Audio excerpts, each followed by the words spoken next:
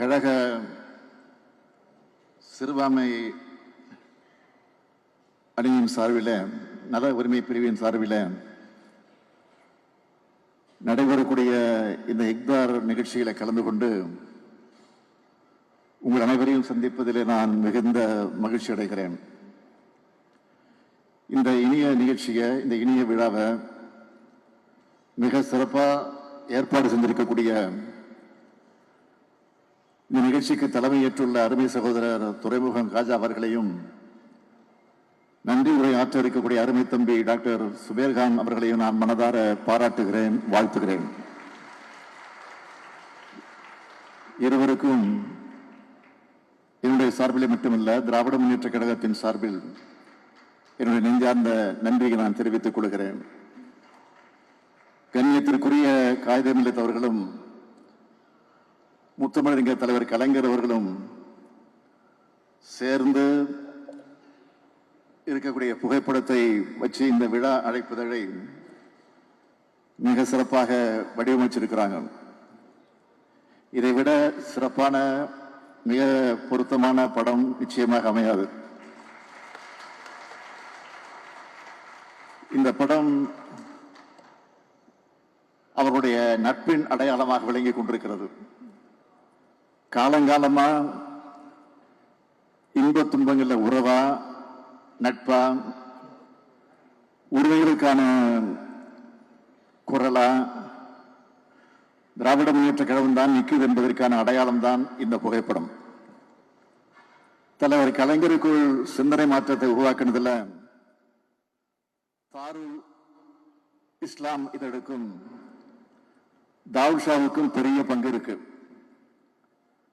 இன்னும் சொல்லணும்னா, பேரறிஞர் அண்ணா அவர்களையும் தலைவர் கலைஞரையும் இணைக்க பாலமாக இருந்தது இஸ்லாமிய சமுதாயம் தான்.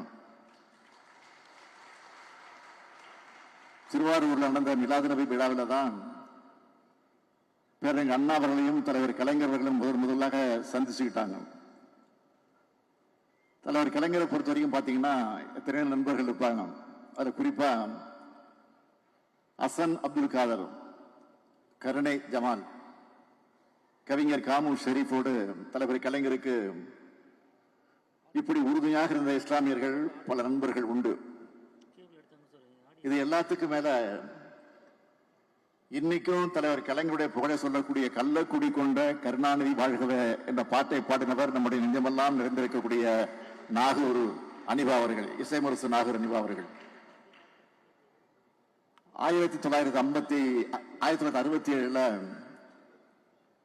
பேரறிஞர் அண்ணா அவர்கள் தமிழ்நாட்டில் மிகப்பெரிய அரசியல் மாற்றத்தை ஏற்படுத்த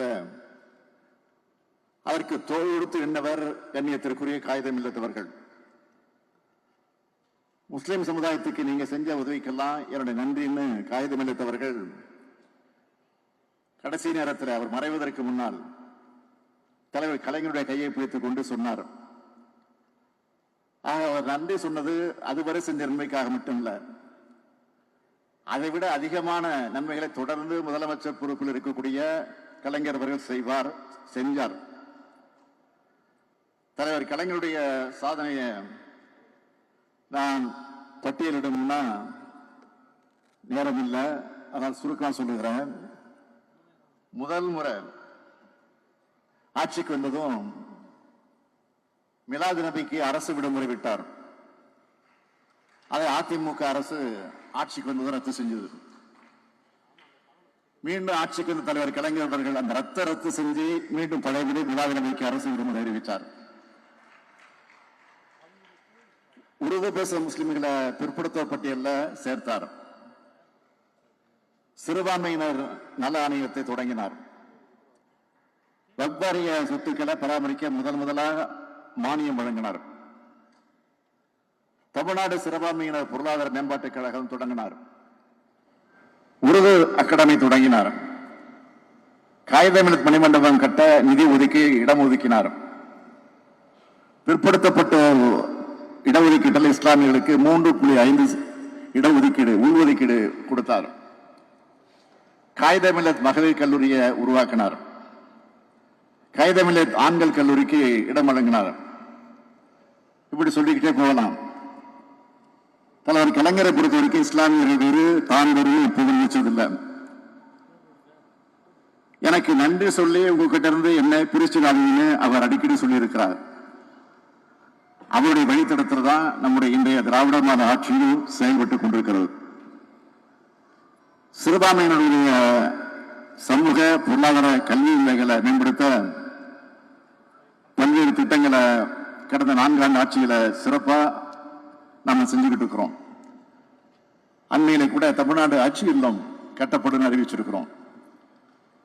இஸ்லாமிய மக்களுக்கான நம்ம திராவிட மாடல் அரசின் முத்தாய்ப்பான சில சாதனைகளை பட்டியலிட்டு சொல்லணும்னா, தமிழ்நாடு மாநில ஆட்சிக்குழுவுக்கு ஆண்டு நிர்வாக மானியம் 80 லட்சம் ரூபாயாக உயர்த்தி வழங்கப்பட்டு வருது. ஹஜ் பயணிகளுக்கு தலா 25,000 ரூபாய் வீதம் ஹஜ் மானியம் வழங்க ஆணை வெளியிடப்பட்டிருக்கு. கடந்த 4 ஆண்டுகள்ல தமிழ்நாட்டிலிருந்து 11,364 ஹஜ் பயணிகள் புனித பயணம் மேற்கொண்டிருக்காங்க. இதுக்காக 24,56 லட்சம் ரூபாயை மானியமாக அரசு வழங்கியிருக்கு.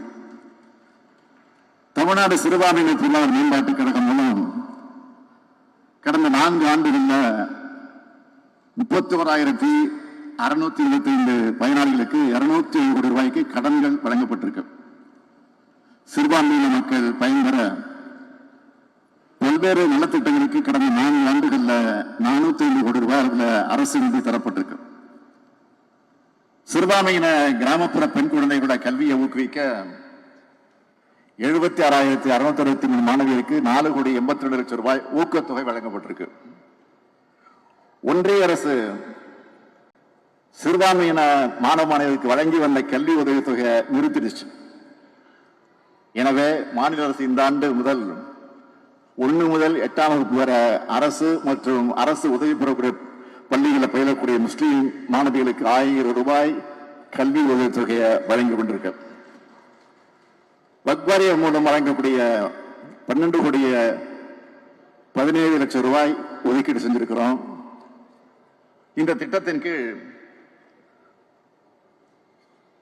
1,01,159 மாணவிகள் பயன்பெறாங்க. தொன்மையான பள்ளிவாசல்கள் தர்காக்களை புனரமைக்க பணிகளுக்கு இதுவரை 10 கோடி ரூபாய் நிதி ஒதுக்கீடு செய்யப்பட்டு 10 தர்காக்களுக்கு அது வழங்கப்பட்டிருக்கு. பள்ளிவாசல்கள், தர்காக்கள், வக் நிறுவனங்களை புனரமைக்கக்கூடிய பணிகளுக்கு இதுவரை 23 கோடி ரூபாய் நிதி ஒதுக்கீடு செய்யப்பட்டு 308 வக் நிறுவனங்களுக்கு வழங்கப்பட்டிருக்கு. கடந்த 4 ஆண்டுகள்ல முஸ்லிம் மகளிர் உதவக்கூடிய சங்கங்களுக்கு அரசு நிதி உதவியா 15,47 லட்சம் ரூபாய்க்கு வழங்கப்பட்டிருக்கு. உளவாக்கள் மற்றும் இதர பணியாளர்கள் நலவாரியம் மூலமா 5,818 பயனாளிகளுக்கு பல்வேறு நலத்திட்ட உதவிகள் வழங்கப்பட்டிருக்கு. தமிழ்நாடு வக்ஃப் வாரியத்திற்கு ஆண்டுதோறும் 2,50 லட்சம் ரூபாய் நிர்வாக மானியம் வழங்கப்பட்டு வருது. இப்படி இஸ்லாமிய பெருமக்களுடைய சமூக பொருளாதார வாழ்வியல் சூழல்ல மேம்படுத்தக்கூடிய அரசாக நம்ம அரசு, திராவிட மாடல் அரசு செயல்பட்டுக் கொண்டிருக்கிறது.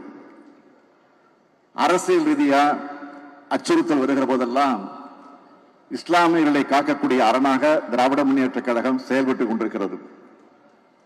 மற்ற மாநிலங்களில் வருந்தத்தக்க சூழல் இருந்தாலும் நம்ம தமிழ்நாட்டில் மத ரீதியான வன்முறைகள் ஏற்படாம காத்து வரக்கூடிய அரசா நம்ம திமுக அரசு எப்பவுமே இருந்து கொண்டிருக்கு. குடியுரிமை திருத்த சட்டம் மூலமா அச்சுறுத்தல் ஏற்பட்டப்போ அதுக்கு எதிரான மக்கள் இயக்கத்தை நடத்தி 1 கோடி மக்கள்கிட்ட கையெழுத்து பெற்று குடியரசுத் தலைவருக்கு அனுப்பி வச்சோம். ஆனா இந்த குடியுரிமை திருத்த சட்டத்தை ஆதரிச்சு வாக்களிச்ச கட்சி தான் இன்னைக்கு இருக்கக்கூடிய அதிமுக கட்சி. குடியுரிமை திருத்த சட்டத்தை மாநிலங்களில் அதிமுக உறுப்பினர்கள் எதிர்த்து வாக்களிச்சு இருந்தா அந்த சட்டமே நிறைவேறி இருக்காது. ஆனா திமுகவும் கூட்டணி கட்சிகளும் நாடாளுமன்றத்தில் எதிர்த்து நாம் வாக்களிச்சோம். மக்கள் மன்றத்திலையும் போராடணும். ஆனா அன்னைக்கு முதலமைச்சராக இருந்த பழனிசாமி என்ன கேட்டார்? குடியுரிமை திருத்த சட்டத்தால ஒரு முஸ்லீம் கூட பாதிக்கப்பட மாட்டார், யாருக்கு குடியுரிமை பறிபோனதுன்னு கேட்டார். இதை சிறுபான்மையின மக்கள் மறக்கவோ மன்னிக்கவோ மாட்டீங்க. இப்போ அவர் எந்த கூச்சமும் இல்லாம இஸ்லாமிய விழாவில் போய் கலந்துக்கிறார். ஆபத்து வரும்போது இஸ்லாமியர்களுக்கு எதிராக செயல்பட்டு விட்டு அந்த குற்ற உணர்ச்சி இல்லாம இப்படி சிலர் இப்தார் விழாவில் கலந்துக்கிறாங்க.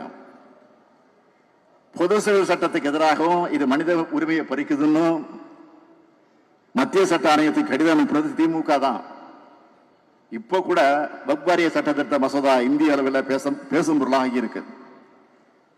சிறுபான்மையின மக்களுடைய உரிமையை பறிக்கிற நோக்கத்தோடு பாஜக இதை கொண்டு வர பார்க்கிறாங்க. அதையும் நாடாளுமன்றத்தில் மிக கடுமையாக எதிர்த்து குரல் எழுப்பிக் கொண்டிருக்கிறது திமுகவும் அவருடைய கூட்டணி கட்சிகளும். ஒருவேளை சட்டமானால் அதை ரத்து செய்ய உச்ச நீதிமன்றத்தில் திமுக சார்பில் வழக்கு தொடரப்படும் என்று ஏற்கனவே அறிவிச்சிருக்கிறோம். பாஜக அரசோட சதித்திட்டங்கள் நிறைவேற திமுக ஒருபோதும் அனுமதிக்காது. உறுதியாக போராடுவோம். உங்களுக்கு எப்போதும் துணையாக நாங்கள் இருப்போம். இப்படி இஸ்லாமிய உரிமையை காப்பாற்றக்கூடியவங்களாக செயல்படுவாங்க. நாங்க இஸ்லாமிய உரிமைக்கு போராடுறவங்க வாதாடுறவங்க தான் இப்படியான விழாக்கள்ல கலந்துக்கிறதுல தகுதி படைச்சவங்களாக இருக்கிறோம். அந்த தகுதியோட, அந்த உள்ளார்ந்த அன்போட, அந்த சகோதர உணர்வோட நாங்கள் இது போன்ற விழாக்களை நடத்துகிறோம், பங்கேற்கிறோம். சிறுபான்மை மக்களுடைய சமூக பொருளாதார மேம்பாட்டுக்கான நலத்திட்டங்களை அரசின் மூலமாக தொடர்ந்து நிறைவேற்றுவோம். அதே நேரத்தில் இஸ்லாமியர்களுடைய அரசியல் உரிமைகளை நிலைநிறுத்தி அவர்களுக்கு காவல் அரணாக விளங்குகிற இயக்கமாக திராவிட முன்னேற்றக் கழகம் என்னாலும் இருக்கும். இஸ்லாமிய சகோதரர்கள் அனைவருக்கும் எனது புனித ரம்லான் வாழ்த்துக்களை இப்பொழுதே தெரிவிச்சுக்கிறேன். நன்றி, வணக்கம்.